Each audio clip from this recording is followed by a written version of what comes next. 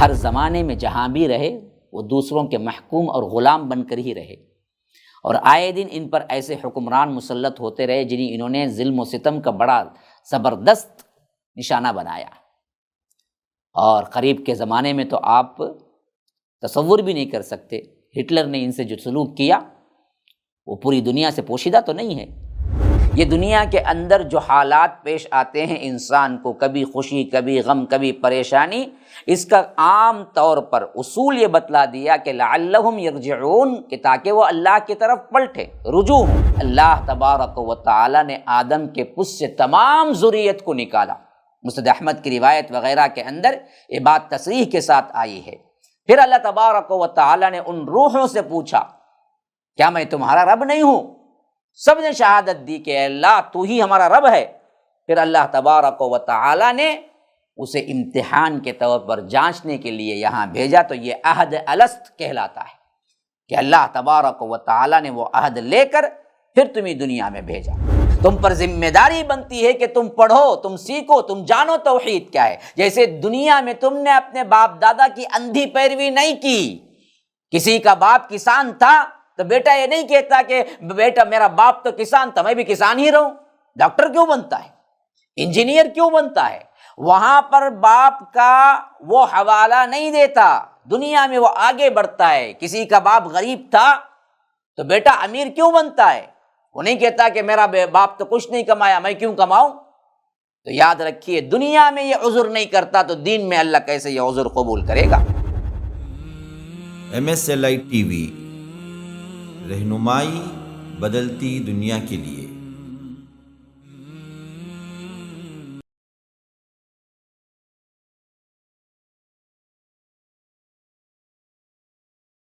فرمایا کہ وَقَطَّعْنَاهُمُ اثْنَتَيْ عَشْرَةَ أَسْبَاطًا أُمَمًا، پھر تورات دے دی گئی، ضد کی، پھر اللہ نے انہیں پکڑ لیا، پھر توبہ ہو گئی، پھر اس کے بعد اب جب یہ میدان تیہ میں پہنچ گئے، وہاں کا واقعہ اللہ تبارک و تعالیٰ ذکر کر رہا ہے کہ جب کھلے آسمان تلے وہ بالکل ایک میدان تھا جہاں پر وہ بسے، تو وہاں پر جو مرحلہ ان کے ساتھ پیش آیا یہ رب یہاں ذکر کر رہا ہے، اور ہم نے انہیں 12 قبیلوں میں تقسیم کر دیا۔ وَقَطَّعْنَاهُمُ اثْنَتَيْ عَشْرَةَ أَسْبَاطًا أُمَمًا، جو کئی گروہ تھے، اور ان کے لیے اللہ تبارک و تعالیٰ نے وحی کی۔ وَأَوْحَيْنَا إِلَىٰ مُوسَىٰ إِذِ اسْتَسْقَاهُ قَوْمُهُ أَنِ اضْرِب بِّعَصَاكَ الْحَجَرَ، جب وہاں پر وہ لوگ ٹھہر گئے تو انہوں نے کیا کیا، پیاس کی شکایت کی اور کہا کہ ایسے صحرا میں ہمیں لا کے رکھ دیا، یہاں پر تو پانی بھی نہیں ہے۔ تو اللہ تبارک و تعالیٰ نے حضرت موسیٰ علیہ السلام کے لیے وحی بھیجی کہ تمہاری قوم پانی مانگ رہی ہے، تو کہا کہ ان اضرب بعصاک الحجر، فلاں پتھر پر اپنا عصا مارو، فانبجست منہ اثنتا عشرۃ عینا، تو اس سے 12 چشمے کیا ہے پھوٹ نکلے۔ تو اللہ تبارک و تعالیٰ کہتا ہے کہ قد علم کل اناس مشربہم، بلا شبہ سب لوگوں نے اپنی پانی پینے کی جگہ کو معلوم کر لیا۔ خالی 12 چشمے نہیں پھوٹے بلکہ ہر چشمے کا کون کون قبیلہ ذمہ دار ہے، کس کس کے لیے کون سا چشمہ ہے، تاکہ لڑائی نہ ہو آپس میں پانی کے لیے، وہ بھی اللہ نے مقرر کر دیا۔ وَظَلَّلْنَا عَلَيْهِمُ الْغَمَامَ وَأَنزَلْنَا عَلَيْهِمُ الْمَنَّ وَالسَّلْوَىٰ، اور ہم نے ان کے لیے ابر کا سایہ کیا جب انہوں نے شکایت کی، دھوپ کی تپش کی، اس کا تذکرہ ہم سورہ بقرہ میں پڑھ چکے ہیں۔ تو اللہ تبارک و تعالیٰ کہتا ہے کہ ہم نے ان پر کیا کیا، سایہ کیا ابر سے۔ ظللنا علیہم الغمام وانزلنا علیہم المن والسلویٰ، اور ہم نے ان پر من و سلویٰ کو نازل کیا۔ من ایک میٹھی چیز تھی اور سلویٰ چھوٹی چھوٹی چڑیوں کی شکل میں ایک پرندے تھے جو ان کے لیے آتے تھے۔ کلوا من طیبات ما رزقناکم، فرمایا اس کے ساتھ ہی جو چیزیں ہم نے تمہیں پاکیزہ تر چیزیں دی ہیں اس پہ کھاؤ پیو، یہ اللہ تعالیٰ نے تم پر حلال کیا ہے، ان پاک چیزوں میں سے جو ہم نے عطا کی ہیں کھاؤ۔ اور اس کے بعد فرمایا کہ دیکھو وما ظلمونا ولکن کانوا انفسهم یظلمون، اور انہوں نے ہم پر ظلم نہیں کیا لیکن وہ اپنے آپ ہی پر ظلم کرتے تھے، یعنی انہوں نے ہماری نافرمانی کر کر انہوں نے سمجھا کہ مجھ پر کیا ہے ظلم کر رہے ہیں یا مجھ پر عاجز کر رہے ہیں مجھے۔ تو اللہ کہتا ہے کہ نہیں، یہ سب کر کر انہوں نے ہی اپنے آپ پر گویا کہ ظلم کرتے رہے۔ ہم پر انہوں نے ظلم نہیں کیا بلکہ وہ اپنے آپ ہی پر اللہ کی نافرمانی کر کے ظلم کرتے رہے۔ وَإِذْ قِيلَ لَهُمُ اسْكُنُوا هَٰذِهِ الْقَرْيَةَ وَكُلُوا مِنْهَا حَيْثُ شِئْتُمْ وَقُولُوا حِطَّةٌ وَادْخُلُوا الْبَابَ سُجَّدًا نَغْفِرْ لَكُمْ خَطِيئَاتِكُمْ سَنَزِيدُ الْمُحْسِنِينَ۔ اور یاد کرو وہ وقت بھی جب ان سے کہا گیا کہ اس بستی میں رہو اور اس میں سے جہاں چاہو کھاؤ اور کہو اے اللہ تو بخش دے، وَقُولُوا حِطَّةٌ کا مطلب ہے بخش دے، اور دروازے میں سجدہ کرتے ہوئے داخل ہو جاؤ تو ہم تمہارے لیے تمہاری خطائیں معاف کر دیں گے اور ان قریب ہم نیکی کرنے والوں کو اور زیادہ دیں گے۔ وَسَنَزِيدُ الْمُحْسِنِينَ، یہ وہ واقعہ ہے جب انہوں نے یہ مانگ کی کہ ہم یہ من سلوہ کھاتے کھاتے ہم بیزار ہو گئے ہیں، ہم ایک ہی کھانے پر کہاں صبر کریں، لن نصبر علی طعام واحد، یہ بھی ہم سورہ بقرہ میں پڑھ چکے ہیں۔ تو اس وقت اللہ تبارک و تعالیٰ نے ایک شہر کی طرف اشارہ کر کے کہا کہ جاؤ یہاں پر کیا کرو، تم سجدہ کرتے ہوئے اللہ کی اطاعت کرتے ہوئے داخل ہو جاؤ، پھر اس کے بعد وہاں پر تمہارے اپنے جتنے چیزیں تم نے چاہے ہیں کھیتی باڑی کر کے کھاؤ پیو۔ تو وہ واقعہ یہاں ذکر ہو رہا ہے کہ ان سے کہا گیا کہ اس بستی میں رہو اور صرف تمہیں کیا کرنا ہے، بستی میں جانے کے لیے اللہ کی اطاعت کرنا ہے، قولوا حطہ بولنا ہے۔ حطہ کا مطلب ہے اللہ بخش دے، لیکن ان بدبختوں نے اسے ہی بدل دیا، اور سجدہ کرتے ہوئے جھکتے ہوئے اس سے دروازے سے داخل ہونا ہے اپنے گناہوں کی معافی مانگتے ہوئے، تو اللہ تمہارے گناہوں کو معاف کر دے گا اور مزید بھی دے گا۔ تو لیکن ان کی شرارت اس پر بھی بس نہیں کی، یہاں پر بھی انہوں نے بڑی عجیب قسم کی شرارت کی جو اللہ یہاں ذکر کر رہا ہے۔ فَبَدَّلَ الَّذِينَ ظَلَمُوا مِنْهُمْ، انہوں نے بدل دیا ان ظالموں نے، جنہوں نے ظلم کیا تھا انہوں نے اس قول کو بدل دیا جو قول ان کو کہا گیا، غیر الذی قیل لہم، انہوں نے بات کو اس کے خلاف بدل دیا جو ان سے کہی گئی تھی۔ بعض روایتیں ہیں کہ حنطہ کہنے لگے، جو حنطہ کا مطلب ہے جو کا دانہ یا گیہوں کا دانہ، مذاق میں حنطہ بولو تو حنطہ بولے، مذاق کر رہے ہیں شریعت کے ساتھ۔ تو اللہ کہتا ہے فَأَرْسَلْنَا عَلَيْهِمْ رِجْزًا مِّنَ السَّمَاءِ بِمَا كَانُوا يَظْلِمُونَ، تو ہم نے ان پر آسمان سے ایک عذاب بھیجا اس وجہ سے کہ وہ ظلم کرتے تھے۔ اللہ تعالیٰ نے ان کی اس کھلواڑ کو، ان کی اس مذاق کو عذاب سے پکڑ لیا اور انہیں سخت تر عذاب تھی۔ اور اس کے بعد اس کا ایک اہم ترین واقعہ جو ان لوگوں کے اندر امر بالمعروف نہی عن المنکر کے معاملے پہ ہوا تھا آگے چل کر، وہ واقعے کا ذکر ہو رہا ہے۔ یہ واقعہ بہت بعد کا ہے، حضرت موسیٰ علیہ السلام کے وفات کے بہت بعد کا ہے، لیکن یہ مشہور تھا اس وقت مکے والوں کے اندر، بنی اسرائیل کے اندر، تو اس کی طرف اشارہ کرتے ہوئے فرمایا، اور اس میں بڑے اسباق ہیں ہم امت محمدیہ کے لیے بھی۔ فرمایا کہ وَاسْأَلْهُمْ عَنِ الْقَرْيَةِ الَّتِي كَانَتْ حَاضِرَةَ الْبَحْرِ، اور ان سے اس بستی کے بارے میں بھی پوچھو جو سمندر کے کنارے پر آباد تھی۔ اِذْ يَعْدُونَ فِي السَّبْتِ إِذْ تَأْتِيهِمْ حِيتَانُهُمْ يَوْمَ سَبْتِهِمْ شُرَّعًا وَيَوْمَ لَا يَسْبِتُونَ لَا تَأْتِيهِمْ كَذَلِكَ نَبْلُوهُمْ بِمَا كَانُوا يَفْسُقُونَ، جب وہ ہفتے کے دن میں حد سے تجاوز کرتے تھے، جب ان کی مچھلیاں یہ ہفتے کے دن سر اٹھائے ہوئے ان کے پاس آتی اور جس دن ان کا ہفتہ نہ ہوتا تو ان کے پاس نہ آتی تھی، اس طرح ہم ان کی آزمائش کرتے تھے اس کی وجہ سے جو وہ نافرمانی کرتے تھے۔ ہم نے یہ آزمائش کی تاکہ دیکھیں کہ یہ نافرمانی کرتے ہیں یا فرم برداری کرتے ہیں۔ اصل میں ہوا یہ کہ یہ واقعہ بڑا دلچسپ ہے، جو آیات گزرے ہیں اس آیات سے اندازہ لگا لیجئے کہ ان کے اندر نافرمانی رچ بس گئی تھی، نبی سے کھلواڑ، نبی کے احکامات سے کھلواڑ ان کے اندر معمولی طور پر سمجھ لیا گیا تھا۔ تو اسی واسطے ان کی کھلی نافرمانی کا اس واقعے کا ذکر یہاں کرتے ہوئے کہتا ہے کہ اللہ کے رسول اس بستی کے بارے میں پوچھیے، اور یہ ذکر جو ہے خاص طور پر ان کی طرف ہے جو یہودیوں کو خوب معلوم تھا وہ واقعہ، لیکن یہ چھپاتے تھے، نہیں بتاتے تھے۔ تو ضرور وہ پوچھیے، تب وہ مجبور ہو کے ان کو بولنا پڑے گا کہ کیا ہوا۔ تو اللہ تعالیٰ نے بتایا کہ یہ بستی سمندر کے کنارے آباد تھی۔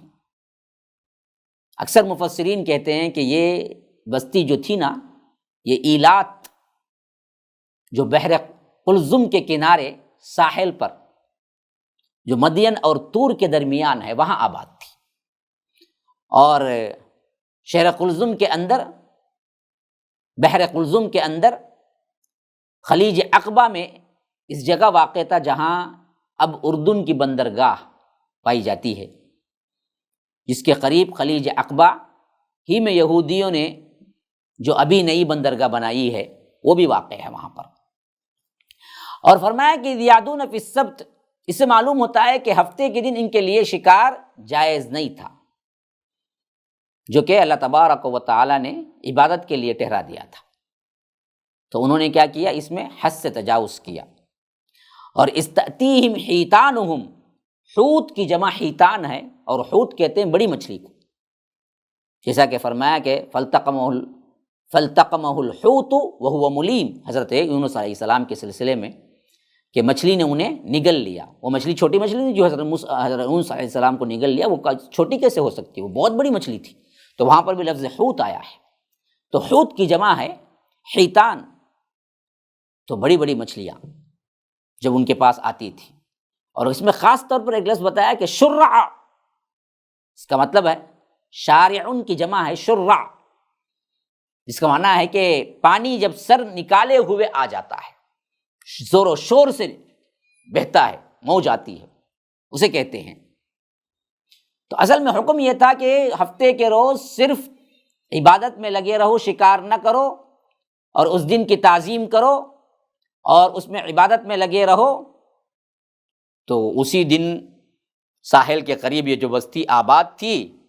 ان کے لیے بڑا امتحان کا مسئلہ ہو گیا تھا کہ مچھلیاں بڑی بڑی اور پورے زور و شور کے ساتھ پانی کے جو موج ہوتے ہیں اس موج میں آ کے ان کے سامنے گر پڑتی تھی۔ تو اس واسطے انہوں نے اب یہ سمجھا کہ یہ تو حیلہ سازی ہی کرنا پڑے گا۔ اب کہاں ماننے والی قوم تھی، دن ہوتے ہفتے کے علاوہ، اس دن اتنے زور و شور کے ساتھ نہیں آتی تھی، لیکن ہفتے کے دن بڑے زور و شور کے ساتھ آتی تھی پوری مچھلیاں۔ تو ہوا یہ کہ وَإِذْ قَالَتْ أُمَّةٌ مِّنْهُمْ لِمَ تَعِظُونَ قَوْمًا اللَّهُ مُهْلِكُهُمْ أَوْ مُعَذِّبُهُمْ عَذَابًا شَدِيدًا قَالُوا مَعْذِرَةً إِلَىٰ رَبِّكُمْ وَلَعَلَّهُمْ يَتَّقُونَ۔ تو جب ان کے اندر یہ معاملہ حیلے سازی میں آیا اور انہوں نے کیا کیا، اس کو سبت کے قانون کو توڑ دیا، عبادت کے لیے جو خاص تھا اس میں شکار بھی کرنے لگے، تو ان میں ایک گروہ کیا ہو گیا، مکمل طور پر کھلا اللہ کی نافرمانی کرنے لگا، اور ایک گروہ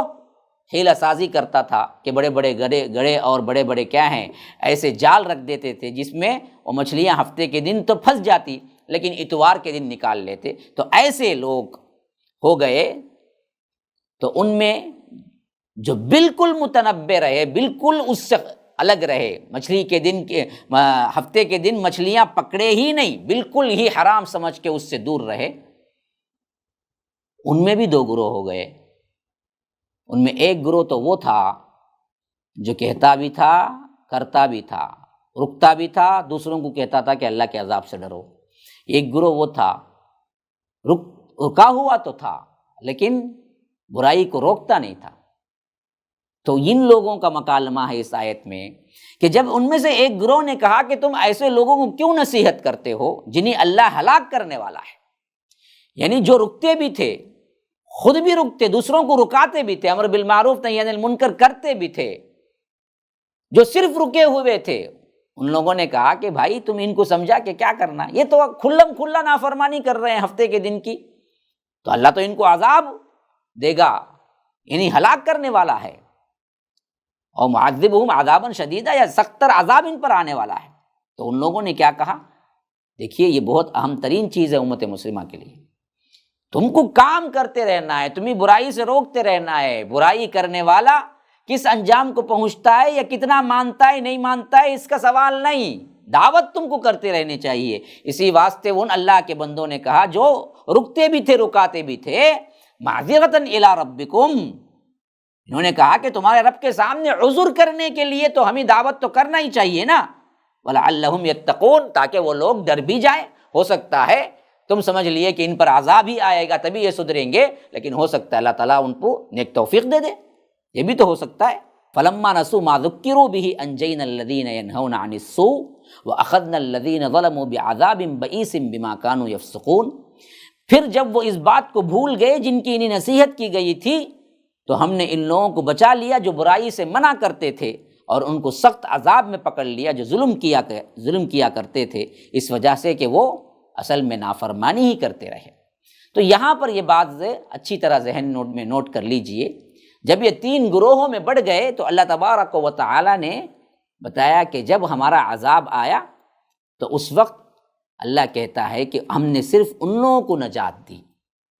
انجینا الذین ینہون عن السوء، جو رکتے بھی تھے دوسروں کو اس سے رکاتے بھی تھے، جنہوں نے لوگوں کو برائی سے منع کیا تو خالی رکے اور کہا کہ دیکھو ان پر تو عذاب آنے والا ہے، ان کو دعوت دے کر کیا کرنا، اللہ ان کو نیست و نابود کر دیا،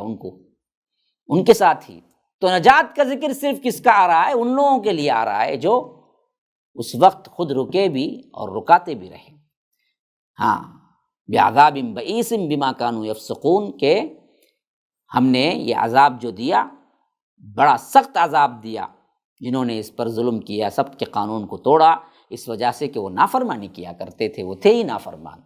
اب اس کے بعد اللہ تبارک و تعالیٰ فرماتا ہے فلما اتوا عما نہوا عنہ قلنا لهم کونوا قردۃ خاسئین، پھر جب وہ اس بات میں حد سے بڑھ گئے،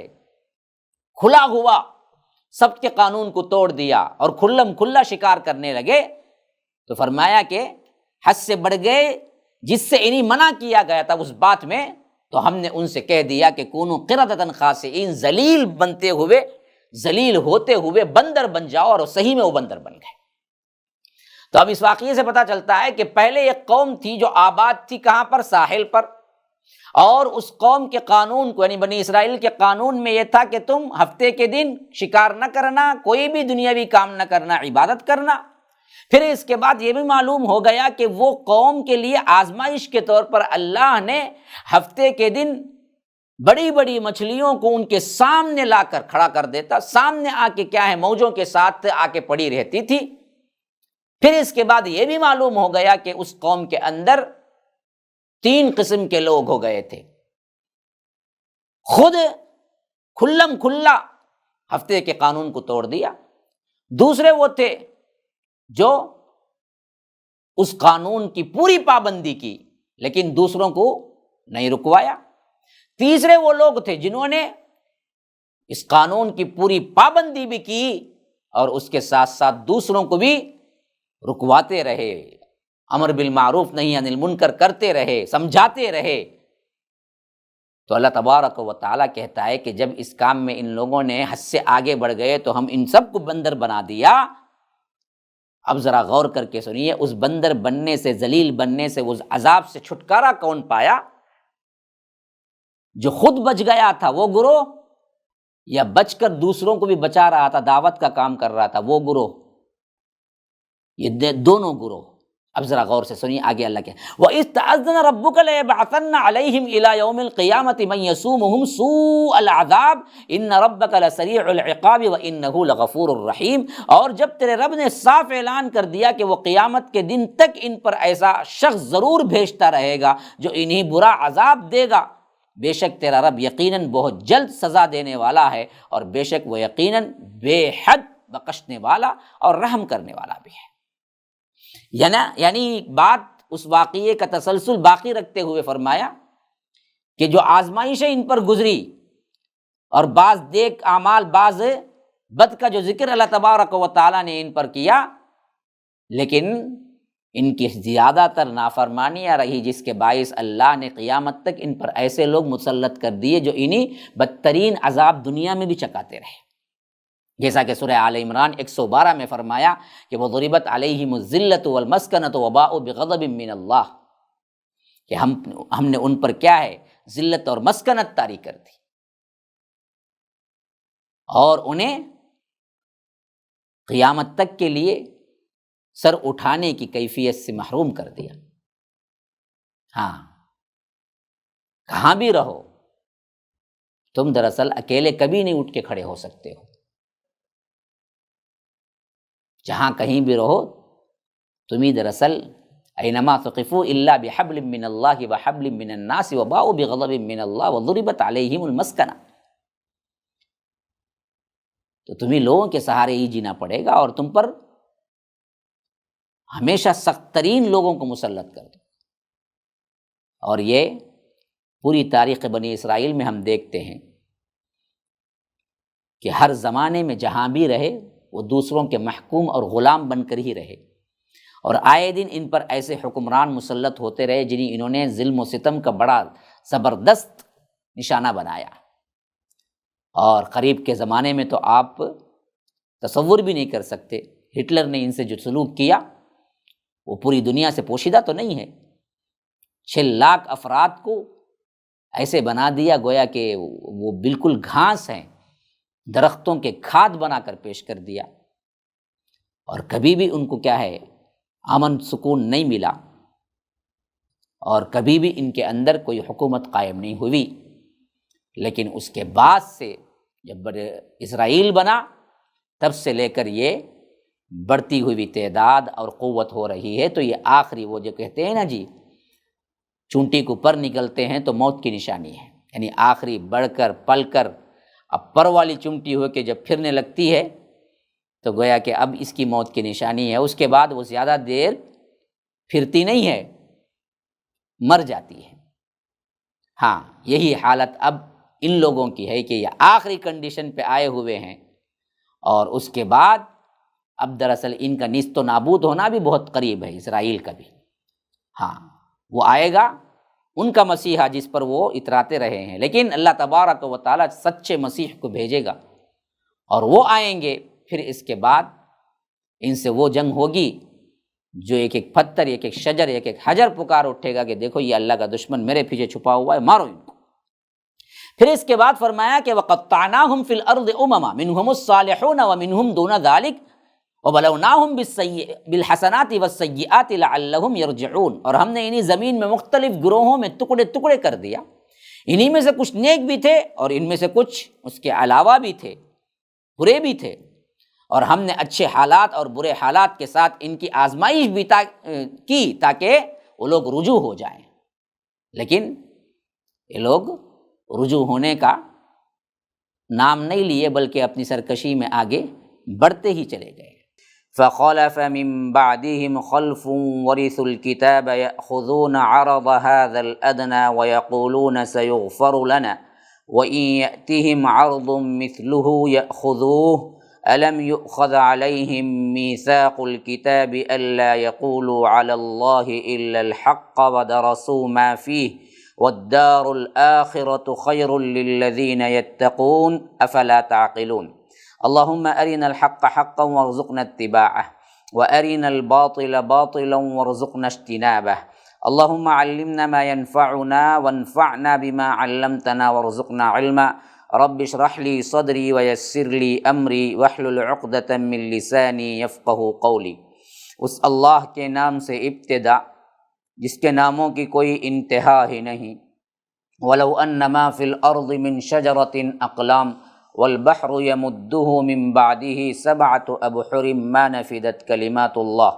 اس ذات اقدس پر کروڑوں درود و سلام ہوں جو تمام جہانوں کے لیے رحمت للعالمین بن کے آئے تھے۔ اللہم صلی علی محمد وعلی آل محمد کما صلیت علی ابراہیم وعلی آل ابراہیم انک حمید مجید وبارک علی محمد وعلی آل محمد کما بارکت علی ابراہیم وعلی آل ابراہیم انک حمید مجید۔ برادران اسلام، واجب الاحترام بزرگوں، دوستوں، عزیز ساتھیوں، لائق احترام ماؤں اور بہنوں، اللہ تبارک و تعالیٰ کا شکر و احسان ہے کہ MSLI لائف ٹی وی کے ذریعے دورہ ترجمہ قرآن آپ لوگوں کے سامنے ہفتہ واری طور پر پیش ہوتا آ رہا ہے۔ گزشتہ کا جو درس میں نے آپ کے سامنے دیا تھا اس میں اللہ تبارک و تعالیٰ نے بنی اسرائیل کے واقعات بیان کرتے ہوئے خاص طور پر ان کی سرکشی کا ایک واقعہ جو ساحل سمندر پر ایک بستی آباد تھی، اور انہوں نے اللہ کے وہ حکم کو جو کہ سب کا قانون کہلاتا ہے اس کا ذکر خاص طور پر کیا کہ انہوں نے اللہ کی نافرمانی کی، اور سب میں جو عبادت ہفتے کے دن کو اللہ نے ان پر لاگو کیا تھا اس کو انہوں نے توڑا۔ اللہ تبارک و تعالی نے اس نافرمانی کے پاداش میں انہیں ذلیل و خوار بندر بنا دیا۔ پھر اس واقعے کے بعد رب نے فرمایا کہ ان کے اندر بھی بہت سے فرقے ہوئے، بہت سی جماعتیں ہوئی، ان میں کچھ اچھے بھی تھے، کچھ برے بھی تھے۔ وَقَطَّعْنَاهُمْ فِي الْأَرْضِ أُمَمًا مِّنْهُمُ الصَّالِحُونَ وَمِنْهُمْ دُونَ ذَلِكَ، اچھے بھی تھے اور برے بھی تھے۔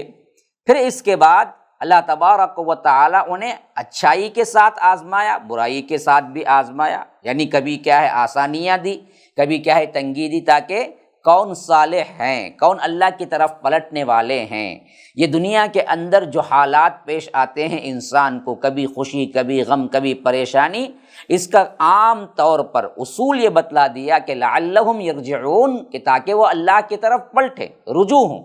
پھر اس کے بعد جو آیت میں نے ابھی تلاوت کی ہے 169 آیت نمبر، یہاں سے آج کا مضمون شروع ہو رہا ہے۔ تو اس واقعات کے ساتھ اللہ تبارک و تعالی نے اگلا زمانہ، نبی کے بعد کا جو زمانہ ان کے خلفاء کا رہا ہے، ان کے اصحاب کا رہا ہے، امتوں کے اندر، قوموں کے اندر، اس کی ایک عام شکل جو ہوتی ہے، جو ہمارے اندر بھی ہوئی بعد میں آگے چل کر، اس کی طرف اشارہ کرتے ہوئے فرمایا کہ فَخَلَفَ مِن بَعْدِهِمْ خَلْفٌ وَرِثُوا الْكِتَابَ يَأْخُذُونَ عَرْضَ هَذَا الْأَدْنَىٰ وَيَقُولُونَ سَيُغْفَرُ لَنَا۔ پھر اس کے بعد ناخلف جانشین ہوئے جو کتاب کے وارث بن کر اسی دنیا کی زندگی کا مال سمیٹنے میں لگے اور کہتے تھے کہ ہمیں معاف کر دیا جائے گا۔ یعنی اللہ تبارک و تعالیٰ فرماتا ہے کہ پھر کتاب ان لوگوں کے ہاتھوں میں آئی، نبی کتاب لائے، انہیں کیا ہے تربیت کی، پھر قوم نے سیکھا سمجھا، لیکن نبی کے جانے کے بعد پھر ان کے جو تابع تھے، ان کے جو متبعین تھے، ان کے بھی گزر جانے کے بعد آخرکار ایک زمانہ قوموں کی زندگی میں یہ بھی آتا ہے کہ ایسے لوگوں کے پاس پہنچ جاتی ہے کتاب جو ناخلف ہوتے ہیں۔ فَخَلَفَ مِن بَعْدِهِمْ خَلْفٌ، امام قرطبی فرماتے ہیں کہ خلف اگر لام کے سکون کے ساتھ پڑھا جائے تو بمعنی اولاد کے ہوتے ہیں، اور خلف لام کے فتحے کے طور پر پڑھا جائے تو بمعنی پیچھے آنے والوں کے ہوتے ہیں، خواہ وہ اولاد ہو، خواہ وہ اجنبی کوئی بھی ہو، جو بھی اس کی پیروی میں آتے ہیں ان سب کا مراد ہوتا ہے۔ تو فرمایا کہ فَخَلَفَ مِن بَعْدِهِمْ خَلْف، پھر اس کے بعد وہ لوگ آئے جو ان کا پیچھا کرتے ہوئے، ان کو پیروی کرتے ہوئے، ان کے جانشین کیسے بنے وہ؟ عرض ھذا الادنی، انہوں نے کیا کیا؟ ادنا چیز کو، یعنی یہاں پر ادنا مراد ہے دنیا، حقیر یہ مراد ہے، اور عرض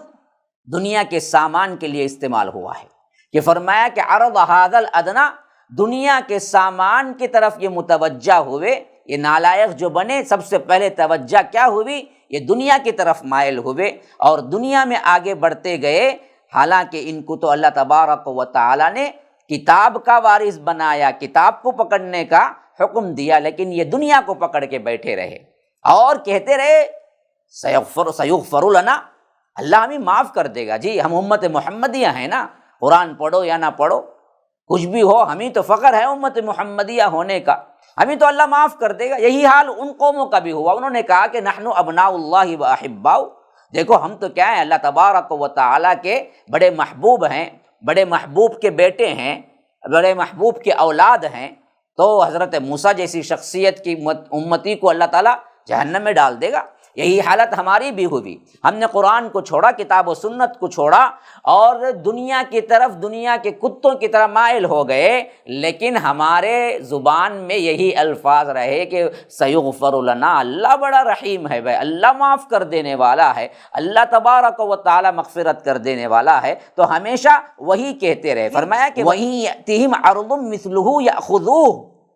اگر ویسا ہی دنیا کا کوئی مال پھر ان کے سامنے آ جاتا تو پھر اس کو لے لیتے۔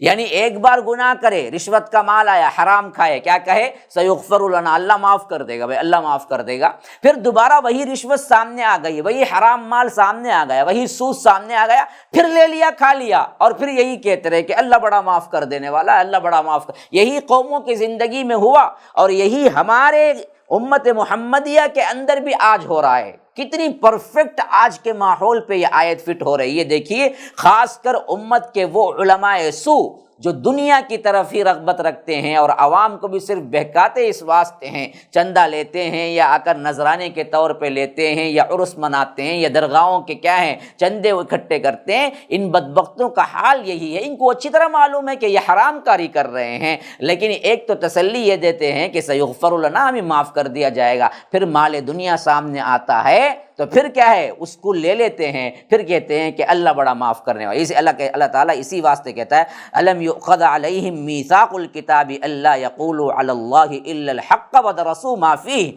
کیا ان سے کتاب میں یہ عہد نہیں لیا گیا تھا کہ وہ حق کے سوا اللہ تبارک و تعالیٰ کی طرف کوئی بات منسوب نہیں کریں گے، ودرسوا ما فیہ، اور وہ پڑھتے بھی رہے جو کتاب میں مذکور تھی، ان کو معلوم بھی تھا۔ نہیں معلوم بول کے یہ لوگ کیا نہیں کر رہے ہیں، عوام کو بہکا نہیں رہے ہیں،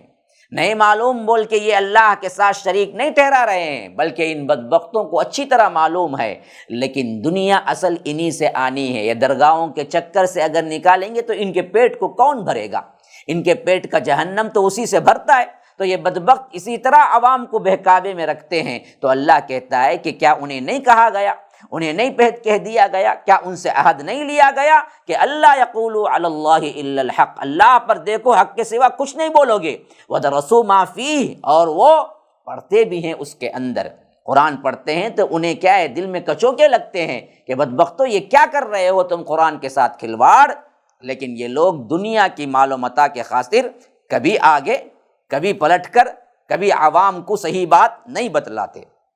لیکن اہل دنیا کا حال تو یہ ہے، آخرت والوں کا حال کیا ہوگا؟ فرمایا کہ وَلَلدَّارُ الْآخِرَةُ خَيْرٌ لِّلَّذِينَ يَتَّقُونَ أَفَلَا تَعْقِلُونَ، دیکھو اصل میں آخرت تو اللہ سے ڈرنے والوں کے لیے ہی بہتر ہے، اثر بہتر ٹھکانہ یہ دنیا نہیں ہے جس کے عوض تم قرآن کو توڑ مروڑ دیے، عوام کو بہکا دیے، درگاہوں کے چکر میں ڈال دیا، شرک کیا، لوگوں کو کیا ہے سود اور حرام کاری پر نہ ٹوکتے تھے لیکن شرک اور بدکاری پر اور زیادہ آگے بڑھاتے تھے۔ تو اللہ تبارک و تعالیٰ کہتا ہے کہ اصل بات تو یہ ہے کہ وَلَلدَّارُ الْآخِرَةُ خَيْرٌ لِّلَّذِينَ يَتَّقُونَ، کہ سب سے بہتر جو گھر ہے وہ تو متقین کے لیے آخرت کا گھر ہے۔ افلا تعقلون، کیا تم اتنا بھی سمجھ نہیں رکھتے؟ وَالَّذِينَ يُمَسِّكُونَ بِالْكِتَابِ وَأَقَامُوا الصَّلَاةَ، دیکھو جن لوگوں کو اللہ تبارک و تعالیٰ نے کتاب دی، یمسکون، وہ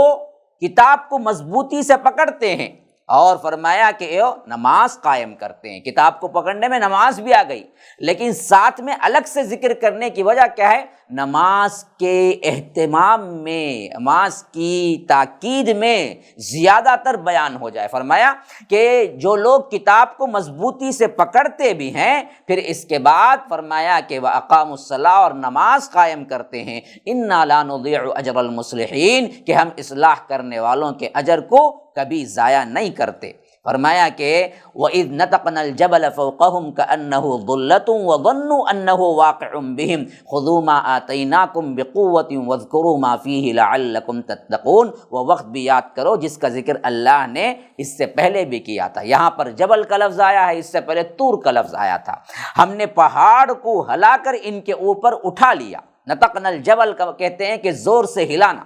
کہ اللہ تبارک و تعالیٰ نے جب انہوں نے تورات کو نہیں مانا تو اللہ تبارک و تعالیٰ نے ان پر پہاڑ کو اوپر کر دیا۔ اور دوسری جگہ فرمایا وہ طور کا پہاڑ تھا، یا کوئی بھی عام پہاڑ تھا جسے طور کہہ سکتے ہیں، یہ بھی مانا ہے اور یہ بھی مانا ہے کہ یہ کوئی پہاڑ تھا، یہاں پر لفظ نہیں لیا۔ فوقہم کأنہ ظلۃ وظنوا انہ واقع بہم، ہم نے پہاڑ کو ان کے اوپر اٹھایا جیسے وہ ایک سائبان ہو، اور انہوں نے یقین کر لیا کہ بے شک وہ ان پر گرنے ہی والا ہے۔ اتنا زیادہ ماحول ایسا کریٹ ہو گیا گویا کہ ان پر پہاڑ گر پڑے گا۔ پھر آواز آئی خذوا ما آتیناکم بقوہ، لوگوں دیکھو مضبوطی کے ساتھ پکڑ لو جو اللہ نے تم کو دیا ہے، واذکروا، اور یاد رکھو اس میں جو کچھ بھی ہے ما فیہ، اس کو حفظ کر لو، اس پر عمل کرو، لعلکم تتقون، تاکہ اللہ تبارک و تعالی تمہیں جہنم کے آگ سے بچ جاؤ، تم تقوی اختیار کر لو، تمہیں اللہ تبارک و تعالی جہنم کی آگ سے بچا دے۔ تقوی کا ایک معنی تو وہ ہے جو عام ہے، لیکن یہاں پر تتقون کا معنی بچنے کا ہے، اصل میں بچنا بھی تقوی ہی کہلاتا ہے۔ تو فرمایا کہ لعلکم تتقون، تاکہ تم بچ جاؤ۔ وَإِذْ أَخَذَ رَبُّكَ مِنْ بَنِي آدَمَ مِنْ ظُهُورِهِمْ ذُرِّيَّتَهُمْ وَأَشْهَدَهُمْ عَلَىٰ أَنفُسِهِمْ أَلَسْتُ بِرَبِّكُمْ قَالُوا بَلَىٰ شَهِدْنَا أَن تَقُولُوا يَوْمَ الْقِيَامَةِ إِنَّا كُنَّا عَنْ هَٰذَا غَافِلِينَ۔ پھر اس کے بعد اللہ تبارک و تعالیٰ ایک خاص طور پر جو عہد حضرت آدم علیہ السلام کی ذریت کو نکال کے کیا تھا، یہاں تک تو خاص طور پر قوم بنی اسرائیل کی ہدایت کے سلسلے کی باتیں ہو رہی تھی، لیکن دراصل اب یہاں سے اللہ تبارک و تعالی رسولوں اور کتابوں کے ذریعے بنی آدم کے ہدایت کا جو اہتمام تھا اس کا ذکر کرنے کے بعد کائنات کے اندر جو چیزیں تمہیں اللہ کی یاد دلاتی ہیں، اللہ کی وحدانیت کی طرف بلاتی ہیں، اس حیثیت سے یہاں پر اس آیت میں ذکر کر رہا ہے کہ فرمایا کہ جب تیرے رب نے آدم کے بیٹوں سے ان کے پشتوں میں سے ان کی اولاد کو نکالا، وہ وقت یاد کرو جب اخذ ربک من بنی آدم من ظہورہم ذریتہم واشہدہم، جب تیرے رب نے آدم کے بیٹوں سے ان کے پشتوں میں سے ان کی اولاد کو نکالا، آدم کے بیٹوں میں سے ان کے پشتوں میں سے ان کی اولاد کو نکالا اور انہیں خود ان کے جانوں پر گواہ بنایا، واشہدہم علی انفسہم، پھر اس کے بعد پوچھا الست بربکم، کیا میں واقعی تمہارا رب نہیں ہوں؟ ان سب نے کہا قالوا بلا، انہوں نے کہا کہ کیوں نہیں یا رب، بے شک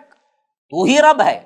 اللہ کہتا ہے شہدنا ان تقولوا یوم القیامہ انا کنا عن ھذا غافلین، انہوں نے کہا کہ کیوں نہیں، ہم نے شہادت دی، تو اللہ کہتا ہے ایسا ہم نے اس واسطے کیا کہ تم قیامت کے دن کہو کہ ہم اس سے غافل تھے، یہ نہ کہنے لگو تم کہ قیامت کے دن اے اللہ ہم کو تو معلوم ہی نہیں تھا، یہ نہ کہو اس واسطے ہم نے یہ کام کیا۔ اس آیت کی تفسیر میں ایک بات تو وہ ہے جو کہ احادیث میں بھی اشارہ ملتا ہے، جس میں بتایا گیا کہ اللہ تبارک و تعالی نے آدم کے پس سے تمام ذریت کو نکالا، مسند احمد کی روایت وغیرہ کے اندر یہ بات تصریح کے ساتھ آئی ہے۔ پھر اللہ تبارک و تعالی نے ان روحوں سے پوچھا کیا میں تمہارا رب نہیں ہوں؟ سب نے شہادت دی کہ اے اللہ تو ہی ہمارا رب ہے۔ پھر اللہ تبارک و تعالی نے اسے امتحان کے طور پر جانچنے کے لیے یہاں بھیجا، تو یہ عہد الست کہلاتا ہے کہ اللہ تبارک و تعالی نے وہ عہد لے کر پھر تمہیں دنیا میں بھیجا۔ اور ایک بات یہ بھی ہے کہ کائنات کا نظام اللہ نے ایسے بنایا ہے کہ اگر تم بصیرت کی نگاہ سے دیکھو تو تمہیں اللہ تبارک و تعالی نے یہ عقل دے دی کہ اللہ ہی رب ہے، وہ اکیلا ہے۔ یہ عقل اللہ تبارک و تعالی نے ہر انسان کی فطرت میں قدرتی طور پر رکھا ہوا ہے، تاکہ وہ کل کے دن یہ نہ کہنے لگیں کہ اے اللہ ہم تو غافل تھے۔ پھر فرمایا کہ او تقولوا انما اشرک آباؤنا من قبل وکنا ذریۃ من بعدہم افتہلکنا بما فعل المبطلون، یا یہ کہو کہ شرک تو ہم سے پہلے ہمارے باپ دادا نے کیا تھا اور ہم تو ان کے بعد آنے والے نسل تھے، تو کیا تو ہمیں ان کی وجہ سے ہلاک کرتا ہے جو باطل پرستوں نے کیا یا باطل والوں نے کیا یا ہمارے پہلے والوں نے کیا؟ یعنی یہ بھی عذر اب کوئی نہیں پیش کر سکتا کہ اے اللہ مجھے تو پتہ نہیں تھا درگاہ کو جانا شرک ہے، مجھے تو پتہ نہیں تھا غیر اللہ کو پکارنا شرک ہے، میرے باپ دادا مجھے یہی بتا کے گئے تھے دین، میں وہی کرتا رہا، تو سزا تو ان کو ہونی چاہیے، مجھے کیوں ہو؟ اللہ تبارک و تعالی نے اس قسم کی جتنی باتیں ہو سکتی تھی ان سب کو بند کر دیا۔ اسی لیے اللہ تعالیٰ یہاں فرماتا ہے او تقولوا انما اشرک آباؤنا من قبل، اس واسطے بھی ہم نے یہ عہد لیا کہ تم کل کے دن قیامت کے دن ہمارے پاس آ کے یہ نہ کہنے لگو کہ شرک تو ہمارے آبا و اجداد نے کیا تھا، ہم کیا کریں، ہم صرف انہوں نے جو کرتے پایا وہی ہم نے بھی کیا، ہم تو ان کے بیٹے ہیں، ہم تو ان کی اولاد ہے اور ہم ان کے بعد آئے، تو انہوں نے جو کیا اس کام کے لیے ہم ہی ہلاک کر دے گا۔ اللہ تبارک و تعالی اس ایکسکیوز کا بھی کوئی موقع نہیں رکھا، کیوں؟ اللہ نے عقل دے دی، اللہ تبارک و تعالی نے کائنات میں ایسی چیزیں رکھ دی جس سے تم کو پتہ چل جائے گا کہ شرک کیا ہے۔ اب تم کو پتہ کرنا تھا کہ تمہاری توحید کے لحاظ سے تم کو کیا علم حاصل کرنا ہے، تم نے نہیں کیا، باپ دادا کے راہ پہ چل کر کل عذر پیش نہیں کر سکتے کہ اے رب ہمیں کیا پتا تھا کہ باپ دادا نے کہا اور ہم نے کیا، آج ہمارے لیے عذاب کیوں؟ تو اللہ تبارک و تعالی یہ عذر قبول نہیں کرے گا میرے بھائیو۔ جتنے لوگ بھی یہ سہارا لیتے ہیں کہ ارے ہم کو کیا جی، ہمارے باپ داداؤں سے کیا ہے، یہ سلسلہ چلا آ رہا ہے، یہ فاتحہ چلا آ رہا ہے، یہ عرس منانے کا سلسلہ چلا آ رہا ہے، ان سب کو متنبہ کر رہا ہے رب دیکھو یہ عذر نہیں چلے گا۔ تم پر ذمہ داری بنتی ہے کہ تم پڑھو، تم سیکھو، تم جانو توحید کیا ہے۔ جیسے دنیا میں تم نے اپنے باپ دادا کی اندھی پیروی نہیں کی، کسی کا باپ کسان تھا تو بیٹا یہ نہیں کہتا کہ بیٹا میرا باپ تو کسان تھا میں بھی کسان ہی رہوں، ڈاکٹر کیوں بنتا ہے، انجینئر کیوں بنتا ہے، وہاں پر باپ کا وہ حوالہ نہیں دیتا، دنیا میں وہ آگے بڑھتا ہے۔ کسی کا باپ غریب تھا تو بیٹا امیر کیوں بنتا ہے، وہ نہیں کہتا کہ میرا باپ تو کچھ نہیں کمایا میں کیوں کماؤں۔ تو یاد رکھیے دنیا میں یہ عذر نہیں کرتا تو دین میں اللہ کیسے یہ عذر قبول کرے گا۔ پھر فرماتا ہے وَكَذَلِكَ نُفَصِّلُ الْآيَاتِ وَلَعَلَّهُمْ يَرْجِعُونَ، اسی طرح ہم اپنے آیات کو ہم کھول کھول کر بیان کر رہے ہیں تاکہ وہ رجوع کریں، پلٹ آئیں، سیکھیں، ہدایت پالیں۔ وَاتْلُ عَلَيْهِمْ نَبَأَ الَّذِي آتَيْنَاهُ آيَاتِنَا فَانْسَلَخَ مِنْهَا فَأَتْبَعَهُ الشَّيْطَانُ فَكَانَ مِنَ الْغَاوِينَ، اور انہیں اس شخص کی خبر پڑھ کر سنائیے جسے ہم نے اپنی آیات عطا کی تو وہ ان سے صاف نکل گیا، پھر شیطان نے اسے اپنے پیچھے لگا لیا تو وہ گمراہوں میں سے ہو گیا۔ یہاں روایتیں یہ ہیں کہ کسی خاص شخص کے بارے میں ہے، ایک روایت یہ بھی ہے کہ یہ عام ہے ہر اس انسان کے لیے جسے اللہ نے علم دین دیا لیکن پھر بھی وہ اس پر عمل پیرا ہو کے جنت حاصل نہیں کی بلکہ گمراہ ہو کر شیطان بن گیا، تو اس پر یہ مثال فٹ آتی ہے۔ تو اللہ کے رسول صلی اللہ علیہ وسلم سے کہا جا رہا ہے کہ آپ دراصل ان کو وہ چیز پڑھ کر سنائیے۔ ہاں، اصل میں انسلخ مطلب ہے سام اپنی بل سے دوبارہ نکل گیا، یا بکری کی کھال کو اتارنا سلخ کہلاتا ہے۔ تو یہاں پر فرمایا کہ وَاتْلُ عَلَيْهِمْ نَبَأَ الَّذِي آتَيْنَاهُ آيَاتِنَا فَانْسَلَخَ مِنْهَا، اس شخص کی خبر پڑھ کر آپ سنائیے جس کو ہم نے کیا کیا تھا، اپنی طرف سے نوازا تھا، علم دیا تھا، لیکن وہ بدبخت اس علم کو نکال پھینکا۔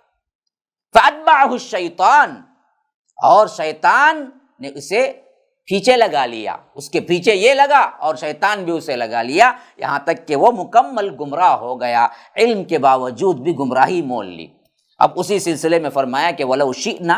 لَرَفَعْنَاهُ بِهَا وَلَكِنَّهُ أَخْلَدَ إِلَى الْأَرْضِ وَاتَّبَعَ هَوَاهُ، اگر ہم چاہتے تو اسے اس علم کے ذریعے بلند کر دیتے، کیونکہ علم ہے نا، علم ایسی چیز ہے کہ وہ بلندی کی طرف لے جاتا ہے، لیکن وَلَكِنَّهُ أَخْلَدَ إِلَى الْأَرْضِ وَاتَّبَعَ هَوَاهُ، وہ زمین کی طرف چمٹ گیا اپنے خواہشات نفس کے پیچھے لگ کر۔ یہ بدبخت علم پانے کے باوجود بھی خواہشات نفسانی، فحش خواہشات، دنیا کی خواہشات، ان چیزوں کی وجہ سے وہ اس علم کی قدر نہ کیا، تو وہ جس علم سے وہ ترقی پانا تھا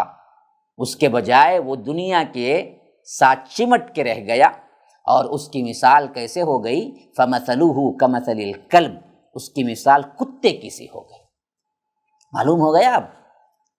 جو دین ہونے کے باوجود، علم ہونے کے باوجود دنیا داری میں اپنے آپ کو ملوث کرتے ہیں اور بھول جاتے ہیں، حرام حلال کی تمیز نہیں کرتے، معلوم ہونے کے باوجود دنیا کی صرف خواہش اور دنیا کے آرام اور آسائش کے لیے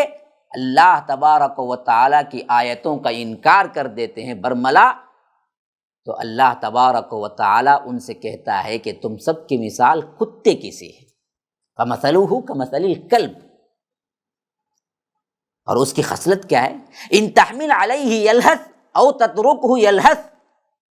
فرمایا کہ اگر تو اس پر حملہ کرے تو بھی زبان نکالے ہانپتا ہے، اسے چھوڑ دے تو بھی زبان نکالے ہانپتا ہے۔ کتا ایک ایسا جانور ہے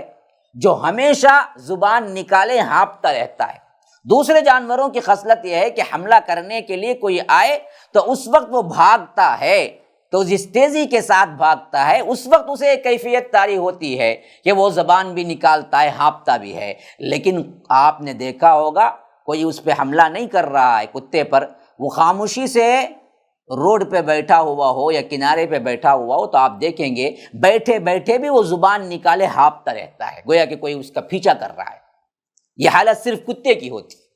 تو اللہ تعالیٰ کہتا ہے کہ ان تحمل علیہ یلہث او تترکہ یلہث، کہ اگر اس پر حملہ کرے تو بھی زبان نکالے ہانپتا ہے، اور اسے چھوڑ دے تو بھی زبان نکالے ہانپتا ہے۔ ذالک مثل القوم الذین کذبوا بآیاتنا، ان لوگوں کی مثال بھی ایسی ہے جنہوں نے اپنی ہماری آیتوں کو جھٹلایا۔ فقصص القصص لعلہم یتفکرون، کہ اللہ تبارک و تعالیٰ کہتا ہے کہ جنہوں نے ہماری آیتوں کو جھٹلایا سو یہ بیان سنا دے تاکہ وہ غور و فکر سے کام لیں۔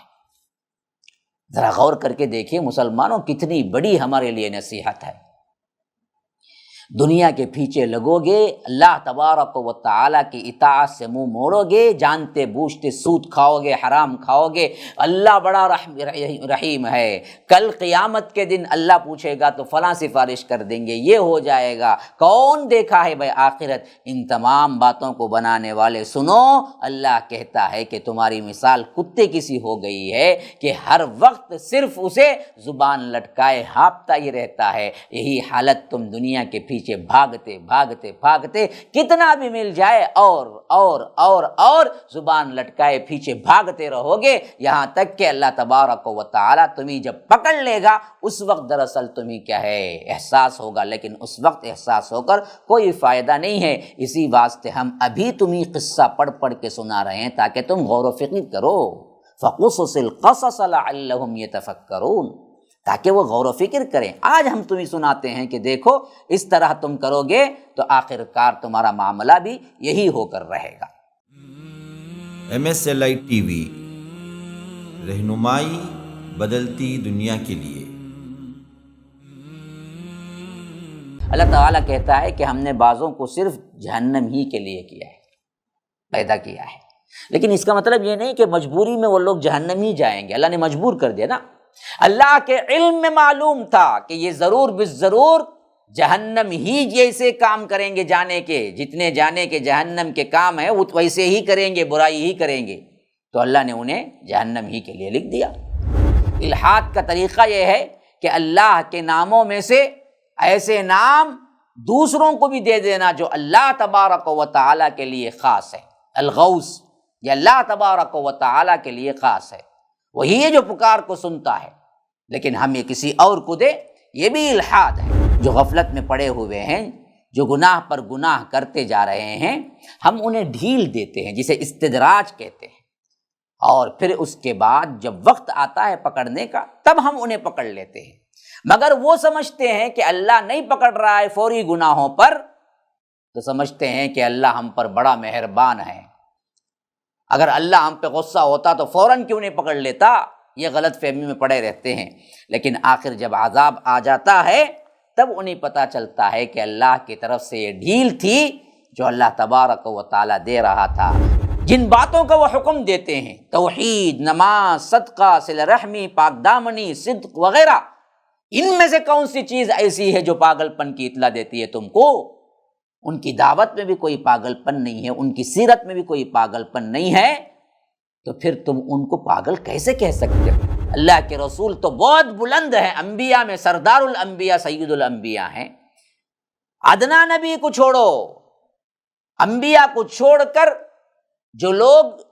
عام انسان ہیں ان کو ولی بنا کے کہتے ہیں کہ نفع و نقصان کا اختیار غوث اعظم کے پاس ہے، فلاں ولی کے پاس ہے، فلاں معاملات میں ہے، تو اللہ تبارک و تعالی اللہ کے رسول کے ذریعے کھلوا کے بتا رہا ہے کہ دیکھو آپ صاف کہہ دیجئے لا املک لنفسی نفعا ولا ضرا،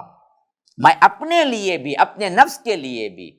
اپنے لیے بھی کوئی نفع اور نقصان کا اختیار نہیں رکھتا ہوں، الا ما شاء اللہ، صرف وہی جو اللہ چاہے۔